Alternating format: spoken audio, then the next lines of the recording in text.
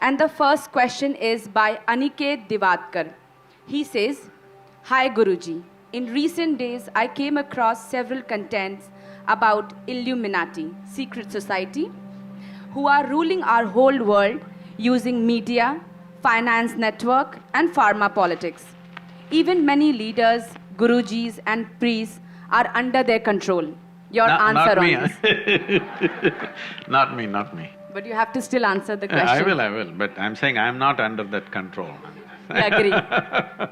Say, I think you're reading Dan Brown. You mean Aniket? Yes, Aniket, wherever you are. See, it is part of European culture to always… well, we are also imbibing it these days quite a bit. But in Europe, secret schools were romantic stuff. Even people who are now famous like a Socrates or Aristotle and these people, they were also part of the secret schools. Why would I make my school secret? Because society is in a mode of persecution of anything that it does not agree with. Persecution. Only if there is persecution, a school becomes a secret school, isn't it so? So, secret school traditions are so much in Europe because the dogmatic religious beliefs were really suppressing anything. Anything that they think is gathering 10 people, they want to demolish it, they will kill them. So they ran secret schools. In this, whatever you are referring to as Illuminati, and later on it transformed itself into Freemasons, some history, I cannot confirm this, some books have been written as to how Freemasonry was started by the Indian Masons who went to Egypt. Because they had to survive in a strange land, they came up with all kinds of tricks how to survive. Among themselves, they developed code and communicated with each other in code language so that they survive in that hostile culture. And from there it spread, that's what some books say, but there is no historical certainty about that. But it's possible, we know that Masons went, stone masons from India went for building pyramids and the Baalbek temple. There are clear records about the Baalbek temple in Lebanon, which is about 4,200 or 300 years old, where they built a Phoenician temple which was built, where Indian masons and Indian elephants worked.